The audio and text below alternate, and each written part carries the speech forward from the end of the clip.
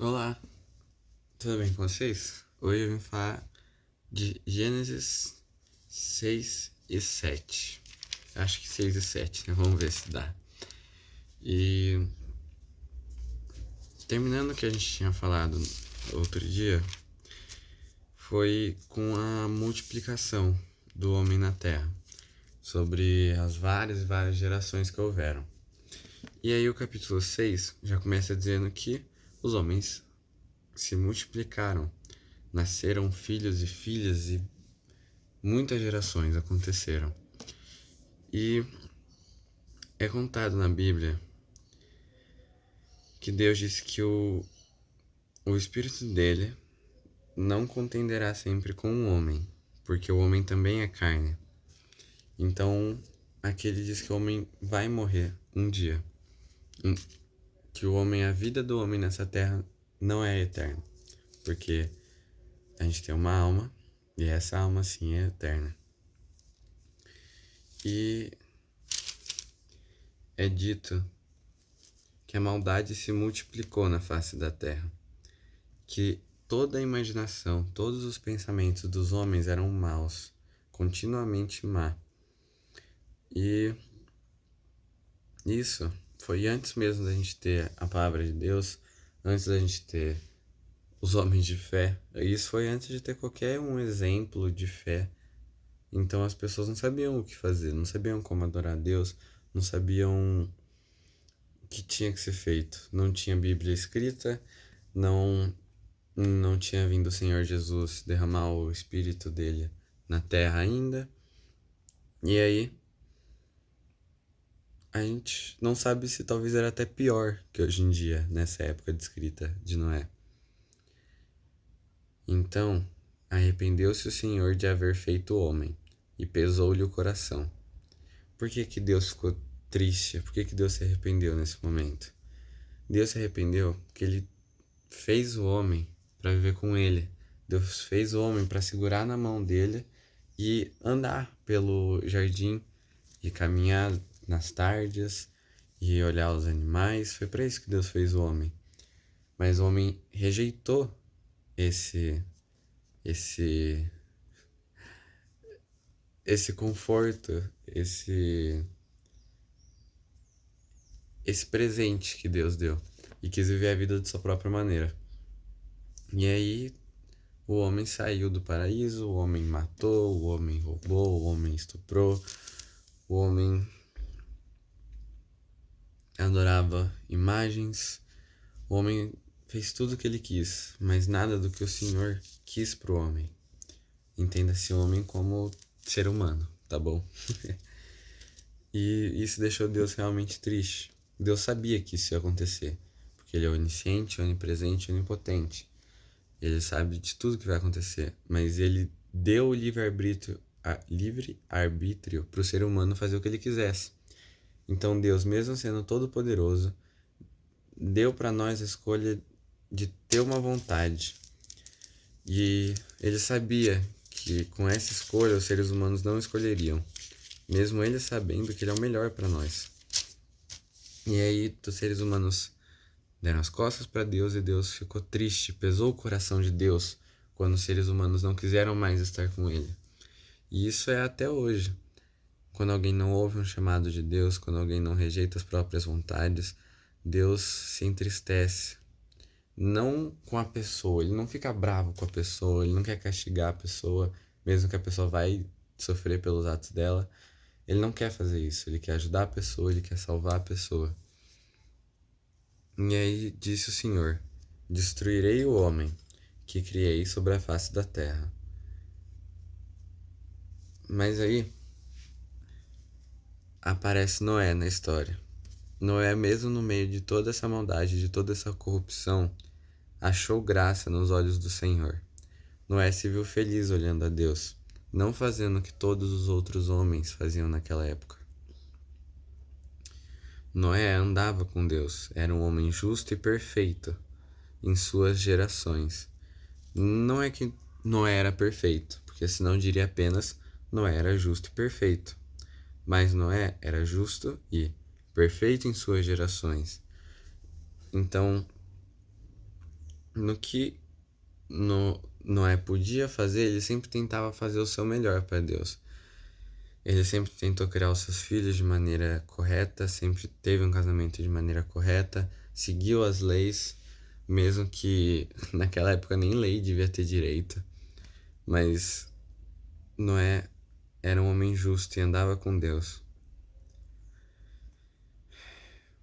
A terra, porém, estava corrompida diante da face de Deus, e encheu-se a terra de violência. Isso é Gênesis 7:11. 6:11, desculpe.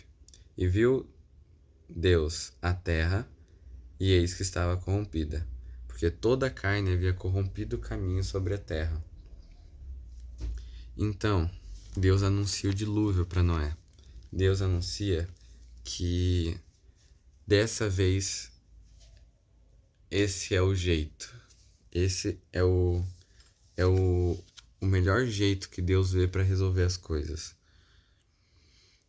Deus anuncia para Noé que o fim de toda a carne é vindo perante a minha face, porque a terra está cheia de violência. E aí, Deus manda Noé fazer uma arca gigante. E Noé já era um velhinho, assim, já tinha uma idade avançada. Mas Deus ainda assim manda ele fazer uma arca gigante que tenha 2 andares e uma saída para a parte de cima da arca. Porque ele falou que tudo que há na terra há de expirar. Tudo que está na terra vai acabar. E nesse contexto Deus diz, porque é um acabamento próximo, né? Porque vai expirar já, porque eu vou fazer cair o dilúvio, Deus diz. Mas a gente sabe que tudo vai expirar. Eu vou morrer, a minha cachorrinha vai morrer, meus pais, seus pais, tudo que a gente conhece. Esse celular aí que eu tô gravando, essa cortina atrás de mim, tudo vai expirar uma hora. Mas Deus diz o seguinte: mas contigo estabelecerei a minha aliança. Tu entrarás na arca com os teus filhos, a tua mulher e a mulher de teus filhos. E de tudo que vive, de toda a carne, 2 de cada espécie farás entrar na arca. Porque Deus queria preservar as criações dele, né? As criações tirando... Deus queria preservar todas as criações dele. Por isso que ele mandou um homem, uma mulher, um boi, uma vaca. Por isso que ele mandou 2 de cada, né? Pra também não lotar a arca. Deus manda ele pegar machos e fêmeas para conservar as espécies. E o que é importante que diz na Bíblia. Esse versículo é só essa frase. E Noé, conforme a tudo que o Senhor lhe ordenara, fez.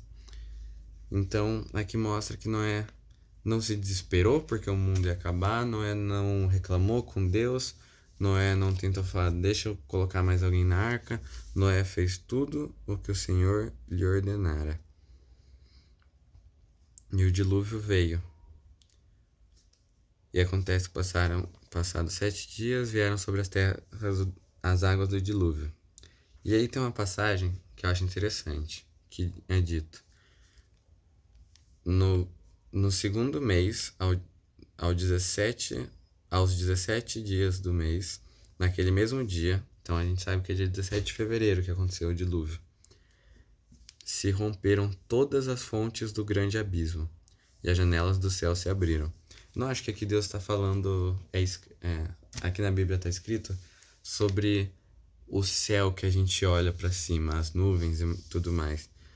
Eu entendo isso como algo espiritual. Não foi uma coisa desse mundo, não foi, o céu, caiu muita água do céu. Não. Todas as fontes do grande abismo se romperam e as janelas do céu se abriram.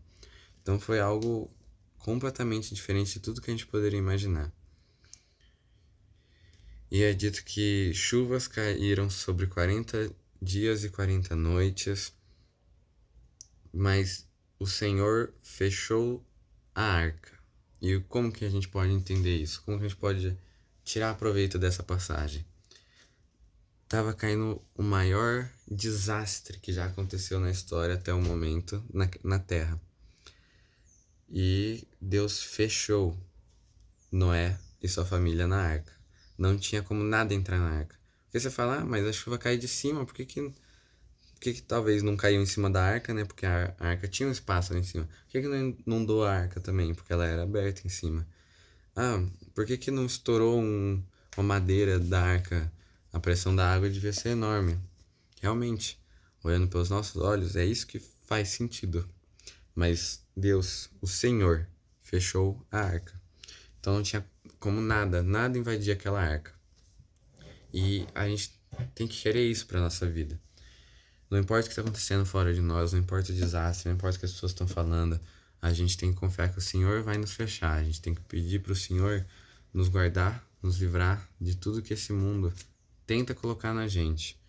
Guardar o nosso coração para a gente não deixar entrar mágoa, guardar a nossa mente para não deixar com que pensamentos errados entrem e nos proteger. Prevaleceram as águas e cresceram grandemente sobre a face da terra. E todo mundo foi coberto de água, e expirou toda a carne que se movia sobre a terra. Tudo que tinha fôlego de espírito de vida em suas narinas, tudo que havia na terra seca, morreu. E assim foi destruído todo o ser vivente que havia sobre a face da terra. E vou parar aqui por hoje, mas é sempre bom a gente lembrar como que Deus tem o controle de tudo. Como que independente daquilo que está acontecendo do lado de fora, independente da maldade do mundo, das guerras, dos desastres, o que importa é que a gente está com Deus, que Deus está nos protegendo, nos livrando, nos guiando, porque só aqueles que têm o Espírito de Deus são livres e guiados.